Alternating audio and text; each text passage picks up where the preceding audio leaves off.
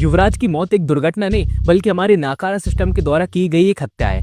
कैसे, चलिए जानते हैं। तो 16 और 17 जनवरी की आधी रात को करीबन 12 बजे नोएडा सेक्टर 150 की टाटा यूरेका पार्क सोसाइटी के अपार्टमेंट में रहने वाले स्टेट बैंक ऑफ इंडिया के डायरेक्टर पद से रिटायर हुए राजकुमार मेहता के मोबाइल पर उनके बेटे युवराज मेहता का कॉल आता है। अब राजकुमार मेहता जी जैसे ही वो कॉल उठाते हैं तो दूसरी तरफ से एक ही आवाज आती है, प्लीज पापा मुझे बचा लीजिए, मेरी कार नाले में जा गिरी है और मैं वहाँ फंस गया हूँ। 27 साल की युवराज मेहता गुरुग्राम में डनओम्बे नामक एक एमएनसी में एज अ सॉफ्टवेयर इंजीनियर के तौर पर काम करते थे। हफ्ते में 3 दिन वो वर्क फ्रॉम होम करते थे और बाकी दिन वो नोएडा से गुरुग्राम अप डाउन करते थे। अब पिछले शनिवार की रात को जब युवराज ऑफिस से अपने घर जा रहे थे तब नोएडा में काफी घना कोहरा था, जिसकी वजह से रोड पे विजिबिलिटी काफी कम हो गई थी। अब जैसे ही युवराज अपने घर पहुंचने वाले थे तो उनकी सोसाइटी से कुछ 800 मीटर दूर एक ब्लाइंड टर्न है। अब यहाँ पे ना तो कोई वार्निंग साइन था, ना बैरिगेटिंग लगी हुई थी और ना ही रिफ्लेक्टर्स लगे हुए थे। अब घनी कोहरे की वजह से उन्हें वो मोड़ नहीं देखा और उनकी ग्रैंड विटारा कार सीधे रोड को पार करके उस नाले में जा गिरी। अब जैसे ही युवराज के पिता को लोकेशन का पता चला तो वो घबराते हुए वहाँ पर पहुंचे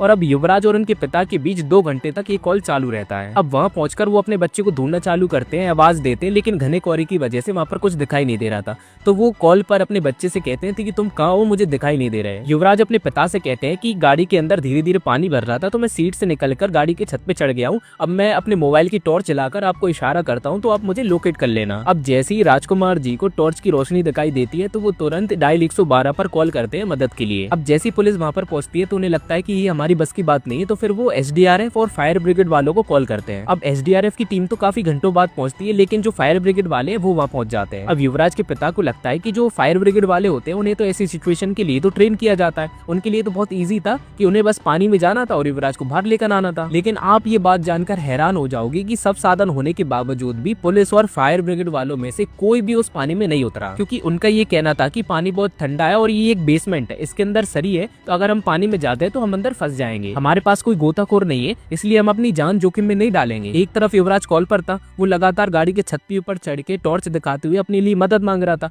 वहीं दूसरी तरफ उसके पिता पुलिस और फायर ब्रिगेड वालों से हाथ जोड़कर उसकी जान की भीख मांग रहे थे। करीबन 90 मिनट के बाद युवराज और उनके पिता के बीच जो कॉल चल रही थी वो अपने आप डिस्कनेक्ट हो गई और अब युवराज की तरफ से भी कोई रिस्पॉन्स नहीं आ रहा था। जो लाइट पहले दिख रही थी अब वो भी दिखना बंद हो गई थी। अब 1.5 घंटा ऐसे ही बीत गया। पुलिस और फायर ब्रिगेड वाले घटना स्थल पर मौजूद होने के बावजूद भी वो युवराज की जान नहीं बचा पाए और अब धीरे धीरे करके युवराज की कार पानी में समा गई और उसके डूबने से मौत हो गई। अब सुबह के 4 बजे जब एसडीआरएफ की टीम वहां पर पहुंची, उन्होंने रेस्क्यू ऑपरेशन शुरू किया और 2 घंटे बाद करीबन सुबह के 6 बजे युवराज की बॉडी उस पानी से बाहर निकाली गई। अब इस प्रकार एक बाप के सामने उसकी बेटे की मौत हो गई और वो चाहकर भी कुछ नहीं कर पाए। अब क्या आप सच में इसे दुर्घटना कहेंगे या सिस्टम के द्वारा की गई एक हत्या? मुझे कमेंट सेक्शन में जरूर बताना।